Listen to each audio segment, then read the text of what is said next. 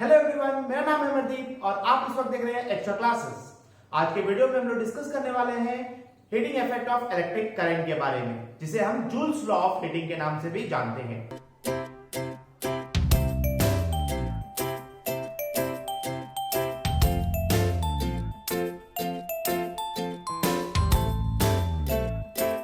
Heating effect of electric current क्या है? Heating effect, मान लेते हैं किसी सर्किट है ये, कैसे हम समझेंगे कि इलेक्ट्रिक करंट के द्वारा हीट प्रोड्यूस होता है।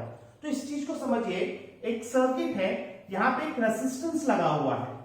What is the role of resistance? Resistance का काम क्या है? Resistance is the property of a conductor which opposes the flow of electric current. तो रेजिस्टेंस का रोल एक तरह से हम समझिए तो रेजिस्टेंस का रोल इलेक्ट्रिक करंट में बिल्कुल फ्रिक्शन की तरह है। फ्रिक्शन भी क्या करता है? वो मोशन को अपोज करता है, और रेजिस्टेंस भी क्या करता है?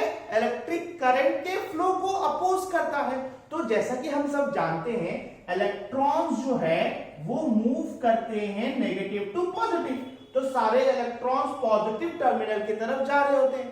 लेकिन यहां पे रेजिस्टेंस होने के कारण ये क्या करते हैं?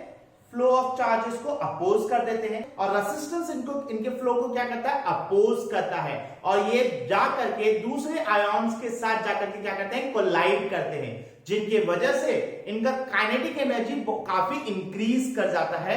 और जब ये इलेक्ट्रॉन्स अपने एनर्जी को लूज करते हैं तो ये एनर्जी किस में कन्वर्ट हो जाता है? हीट एनर्जी में। अब मेरे ख्याल से आपको समझ में आ गया होगा कि इलेक्ट्रिक करंट की वजह से हीट कैसे प्रोड्यूस होता है। जब कोई इलेक्ट्रॉन्स नेगेटिव टर्मिनल से पॉजिटिव टर्मिनल की तरफ जा रहा होता है तो रेजिस्टेंस उसके फ्लो को क्या करता है? इलेक्ट्रॉन्स के फ्लो को अपोज करता है, जिसके कारण जब इलेक्ट्रॉन्स आयॉन्स के साथ कोलाइड करते हैं तो उनके बीच का जो काइनेटिक एनर्जी इतना ज्यादा इंक्रीज कर जाता है कि वो अपने एनर्जी को लूज करता है, और वही एनर्जी इसमें हीट एनर्जी में कन्वर्ट हो जाते हैं। तो अब हम लोग को ये समझ में आ गया होगा रिलेशन कि किस तरीके से इलेक्ट्रिक एनर्जी हीट एनर्जी में कन्वर्ट होता है। तो क्या हम इसके लिए एक रिलेशन निकाल सकते हैं? बिल्कुल निकाल सकते हैं। तो इसमें अगर हम समझे कि इस पॉइंट से इस पॉइंट पे एक क्यू चार्ज को आने में, क्यू चार्ज है, चार्ज क्यू है, इस चार्ज क्यू को इस पॉइंट से इस पॉइंट पे आने में कितना वर्क डन होगा अंडर पोटेंशियल डिफरेंस V? तो work done by A charge Q under the potential difference V is W is equals to Q into V। Work done यही हो जाएगा, Q इंटू V। तो जैसा कि हम जानते हैं, करंट का डेफिनेशन हम पढ़ चुके हैं। तो करंट क्या होता है? The rate of flow of electric charges, the rate of flow of electric charge. as we know that I is equals to Q by T, I is equals to Q by T होता है। तो यहां से हम लोग Q के लिए relation निकाल सकते हैं, Q is equals to I into T। इस इक्वेशन को फर्स्ट मान लेते हैं। पुटिंग द वैल्यू, बहुत ही इजी है, स्टेप बाय स्टेप समझिए। Putting the value of Q in above equation, above equation में इसका Q का वैल्यू पुट कर देंगे। तो जैसे ही Q का वैल्यू हम लोग इस इक्वेशन में पुट करते हैं, क्या हो जाएगा? W is equals to I into T into V। ठीक है, ये I into T into V, and we know that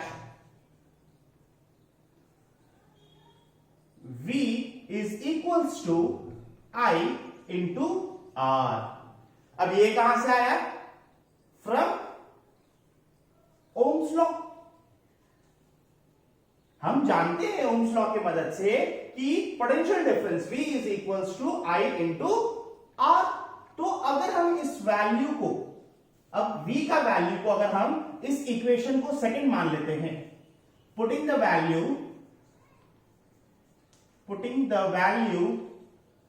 of V in equation 2। V का वैल्यू को हम सेकंड इक्वेशन में पुट करते थे, ये क्या हो जाएगा, W is equals to I into T into I की जगह पे I इंटू R। अब तो W is equals to I into I square into R into T। तो W हम लोग को वर्क डन क्या आ गया, work done is the square of the current into resistance into time. तो ये हमारा वर्क डन है। तो वर्क डन से हमें क्या मिल रहा है, हीट प्रोड्यूस हो रहा है। क्या मिल रहा है, हीट प्रोड्यूस हो रहा है। तो work done is equals to amount of heat, amount of heat produced. तो हम लोग लिख सकते हैं H is equals to I square into R into T। So simple. तो ये हमारा रिलेशन आ गया हीट के लिए। क्या है रिलेशन हीट के लिए, square of current into resistance into time. इसका मतलब अगर हम ध्यान से देखें इस रिलेशन में, तो heat is directly proportional to the square of current. Heat is directly proportional to the square of current. मतलब जैसे ही हम करंट को डबल कर देते हैं तो हीट हमारा 4 टाइम्स इंक्रीज हो जाएगा। करंट को अगर हम लोग डबल कर देते हैं, हीट हमारा 4 टाइम्स इंक्रीज कर जाएगा। अगर हम करंट को हाफ कर देते हैं तो हमारा हीट जो है वह 1/4 हो जाएगा।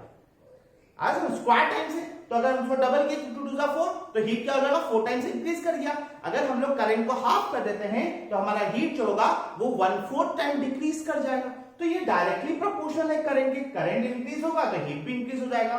सेकंड रिलेशन है H is directly proportional to R। मतलब रेसिस्टेंस जितना ज्यादा होगा उतना ज्यादा हीट प्रोड्यूस होगा। क्यों, नॉर्मल वायर जो हम लोग इलेक्ट्रिक वायर यूज करते हैं उसमें क्यों नहीं हीट प्रोड्यूस होता है, वो भी गर्म होता है लेकिन वो उतना हीट प्रोड्यूस नहीं करता है। क्यों, लेकिन वही जब हम लोग वाटर हीटर यूज करते हैं वो बहुत ही ज्यादा गर्म हो जाता है क्योंकि उनका रेसिस्टेंस ज्यादा होता है और कॉपर वायर का रेसिस्टेंस कम होता है। जैसे कि हम लोग जो वाटर हीटर का यूज करते हैं उसमें नाइक्रोम मटेरियल का यूज किया जाता है जिसका रेजिस्टेंस बहुत ही ज्यादा होता है, लेकिन ये जो कॉपर वायर होता है उसका रेजिस्टेंस बहुत ही लो होता है। तो जैसे जैसे रेजिस्टेंस बढ़ेगा वैसे वैसे हीट भी बढ़ेगा। If resistance will be double then the heat will be double. जैसे रेजिस्टेंस को अगर हम डबल कर देते हैं हीट भी डबल हो जाएगा। रेजिस्टेंस को हाफ कर दिए तो हीट भी हमारा हाफ हो जाएगा। Next, heat is directly proportional to T. अब ये क्या है, heat is directly proportional to T. मतलब जितना ज्यादा समय के लिए हम यूज करेंगे उतना ज्यादा हीट प्रोड्यूस होगा। अगर हम टाइम को डबल कर दिए, 1 घंटा की जगह पे 2 घंटा हम लोग टाइम ज्यादा देर तक सर्किट को ऑन रखें तो हीट भी ज्यादा प्रोड्यूस होगा।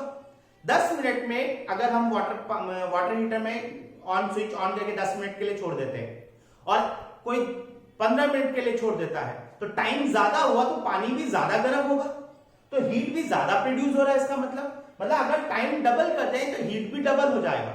अगर हम लोग जैसे कि बहुत देर तक टीवी देखते हैं तो ज्यादा देर तक टीवी देखने पर हीट पैक पीछे से अगर टीवी के बैक स्पेस को हम लोग छुए तो वो क्या हो जाता है, ज्यादा गर्म हो जाता है।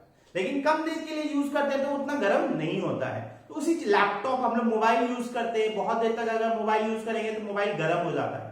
क्यों, जितना ज्यादा समय तक यूज करेंगे उतना ज्यादा हीट प्रोड्यूस होगा, जितना कम समय के लिए यूज करेंगे उतना कम हीट प्रोड्यूस होगा।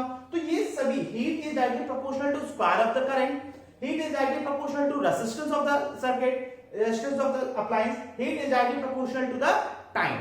टाइम जितना ज्यादा टाइम लेंगे उतना ज्यादा हीट प्रोड्यूस होगा। ये तो हो गई किताबी बातें। चलिए, ये जानकारी जो जनरली हम लोग जिस तरीके से निकालते हैं, अब बहुतों को होगा सर इससे कोई आसान तरीका नहीं है क्या जिसके वजह से हम लोग हीट का एक रिलेशन निकाल सके? बिल्कुल है। अब हम लोग एक छोटा सा ट्रिक लगा करके हीट के लिए रिलेशन, इसी रिलेशन को एक इजीएस्ट वे में, बहुत ही इजी तरीके से भी निकाल सकते हैं। ये कैसे? ये हम लोग करेंगे पिछले क्लास का जो वीडियो था उसके लेक्चर की मदद से। जो लोग पिछले क्लास के लेक्चर को अटेंड नहीं किए हैं एक बार जरूर अटेंड कर लीजिएगा, तब आपको आगे का जो अभी हम जो शॉर्टकट तरीके से निकाल रहे हैं वो आपको इजीली समझ में आएगा। तो देखते हैं इसका इजीएस्ट तरीका कैसे है, कैसे हम लोग हीट के लिए एक रिलेशन निकाल सकते हैं बहुत ही आसान तरीके से। चलिए देखते हैं। तो जैसे कि हमने पिछले क्लास में इलेक्ट्रिकल एनर्जी के लिए एक रिलेशन निकाला था, याद है आप सभी को? क्या था इलेक्ट्रिकल एनर्जी का relation? Energy is equals to P into T. याद है सभी को? Electrical energy is equals to electrical power into time. ये हमने एक रिलेशन निकाला था, E is equals to P into T, पिछले क्लास में। जिनको याद नहीं वो जरूर एक बार मेरे प्लेलिस्ट में जाकर के पिछले वाले लेक्चर को जरूर अटेंड कर लीजिएगा, तब आपको ये बहुत ही आसान तरीके से समझ में आ जाएगा। तो E is equals to P into T, जहां पे E क्या है? इलेक्ट्रिकल एनर्जी, P क्या है? पावर, और T क्या है? टाइम। अब ये इलेक्ट्रिकल एनर्जी जो है, यही तो हमारा एनर्जी किस में कन्वर्ट हो रहा है? हीट में कन्वर्ट हो रहा है। तो electrical energy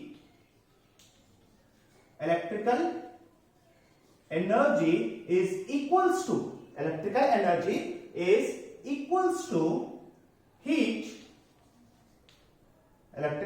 is equals to heat. जो भी इलेक्ट्रिकल एनर्जी होगा वो किस में कन्वर्ट हो रहा है? हीट में कन्वर्ट हो रहा है।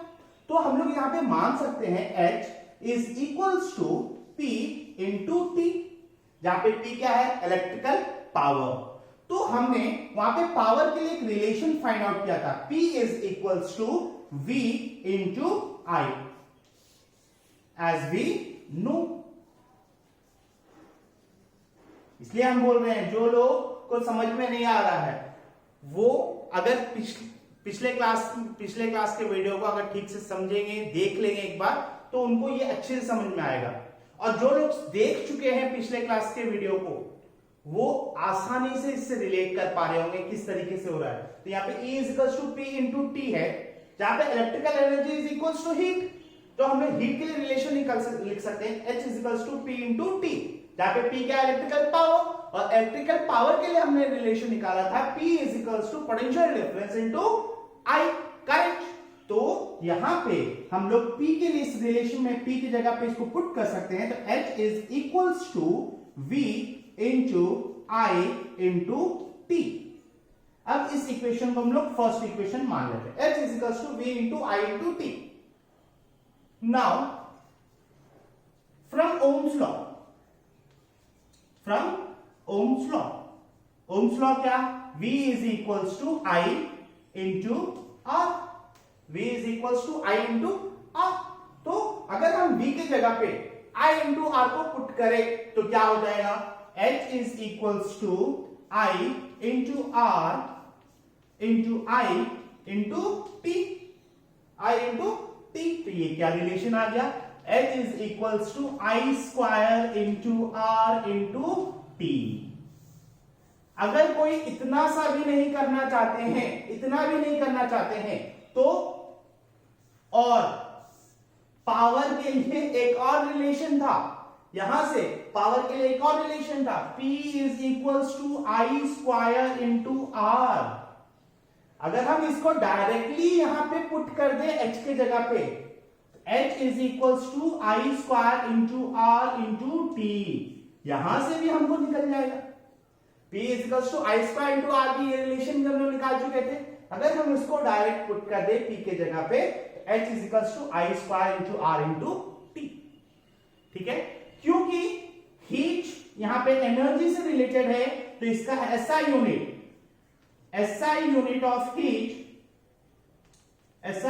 Of heat is joule. इसीलिए हम इसे जूल्स लॉ ऑफ हीटिंग भी कहते हैं। तो SI यूनिट ऑफ हीट क्या होता है? जूल होता है, जिसे हम जूल्स लॉ ऑफ हीटिंग के नाम से भी जानते हैं। तो आप अच्छी तरीके से आप रिलेट कर पा रहे हो किस तरीके से। इसे चाहे तो हम पोटेंशियल डिफरेंस के टर्म में भी लिख सकते हैं। कैसे? तो ओम्स लॉ की मदद से थोड़ा सा यहां पे हम आपको दिखाना चाहेंगे। इसको हम हीट को पोटेंशियल डिफरेंस के टर्म में भी लिख सकते हैं। अगर आपको हीट के रेस्पेक्ट में पोटेंशियल डिफरेंस कभी निकालने बोल दे तो कैसे आप निकाल सकते हैं? तो हम जानते हैं क्या, V is equals to I into R है, तो यहां से हम लोग I के लिए रिलेशन निकाल सकते हैं। क्या हो जाएगा? V बाई I के लिए अगर रिलेशन निकालेंगे V बाई R हो जाएगा। इस I की जगह पे V बाई R को पुट कर दीजिए।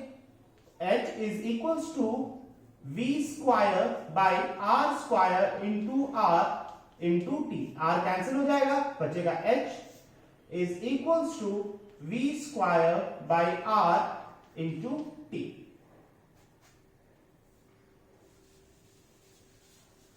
ये हमारा एक और रिलेशन हो गया हीट के लिए, पोटेंशियल डिफरेंस के टर्म में।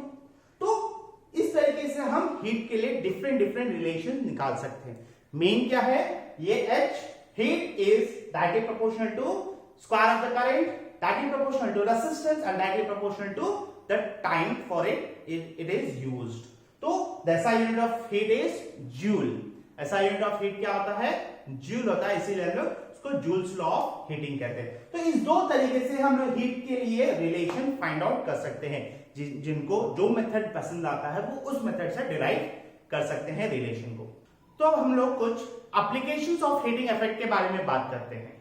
एप्लीकेशंस ऑफ हीटिंग इफेक्ट का एप्लीकेशन कहां किया जाता है, टोस्टर हो गए, आयरन, वाटर हीटर्स, इन सभी जगह हीटिंग इफेक्ट का यूज किया जाता है। हीटिंग इफेक्ट को ही यूज करके हम वाटर हीटर्स को बनाते हैं, गीजर्स बनते हैं, टोस्टर बनता है, उसके बाद आयरन बनते हैं। इन सभी चीजों में हीटिंग इफेक्ट का ही यूज किया जाता है। एक और डिवाइस है जिसे हम सेफ्टी डिवाइस के नाम से जानते हैं, और वो सेफ्टी डिवाइस का नाम है इलेक्ट्रिक फ्यूज।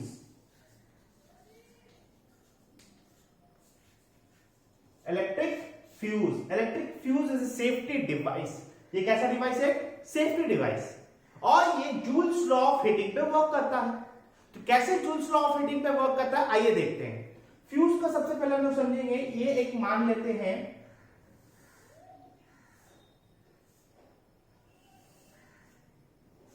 ये थोड़ा सा और इसको ठीक है। तो ये एक फ्यूज है और ये है हमारा वायर। अब इस वायर का एक अलग ही नेचर है। इस वायर को एक खास वायर होता है। ये कैसा खास वायर है, तो ये वायर का नेचर कैसा है वायर का, वो है एलॉय। अब एलॉय तो है, किस चीज का एलॉय है, जनरली एलॉय होता है किस चीज का, टिन एंड कॉपर का, tin and copper, which has low melting point. खासियत क्यों इसका मेल्टिंग पॉइंट बहुत ही लो होता है, low melting point and high, and नहीं है ये, फोर नहीं है, एंड है, हाई रेसिस्टेंस। तो इस वायर का खासियत क्या है, it has low melting point and high resistance. Melting point तो काफी लो है लेकिन रेसिस्टेंस बहुत ही हाई है। तो ये सेफ्टी डिवाइस में कैसे यूज हुआ, जब हाई वोल्टेज करंट यहां से पास करता है तो रेसिस्टेंस हाई होने के कारण, क्योंकि हम जानते हैं H is directly proportional to R, तो जैसे ही रेसिस्टेंस यहां पे हाई होने के कारण हाई वोल्टेज करंट जैसे ही पास करेगा तो हीट इतना ज्यादा प्रोड्यूस हो जाता है और ये तुरंत अपने मेल्टिंग पॉइंट तक पहुंच जाता है, क्योंकि इसका मेल्टिंग पॉइंट काफी लो होता है। तो ये क्या कर देता है, ये वायर यहां से ब्रेक कर जाता है, टूट जाता है, और जैसे ये वायर टूटेगा तो excess amount of electric current को आगे पास नहीं होने देगा, जिसके कारण जो हमारे जो आगे के अप्लायंस है, जो हमारे डिवाइसेस है, वो खराब होने से बच जाएंगे। तो अक्सर हमको ये फ्यूज लगभग हर एक डिवाइस में देखने को मिल जाएगा। तो आपको ये वीडियो अच्छी तरीके से समझ में आ गया होगा किस तरीके से हम लोग रिलेशन निकालेंगे हीट के लिए, एनर्जी की मदद से कैसे हम लोग हीट के रिलेशन निकाल सकते हैं, इसका हीटिंग इफेक्ट का एप्लीकेशंस कहां कहां किया जाता है, इलेक्ट्रिक फ्यूज में क्या जूल्स लॉ को कैसे यूज किया गया है। तो इन सभी बातों का आपको अच्छी तरीके से समझ में आ गया होगा। अगर फिर भी आपको किसी भी तरह का क्वेश्चन या डाउट है तो नीचे आप कमेंट बॉक्स पे लिख करके मुझे बता सकते हैं। आज के वीडियो में बस इतना ही। होप आपको ये वीडियो पसंद आया हो।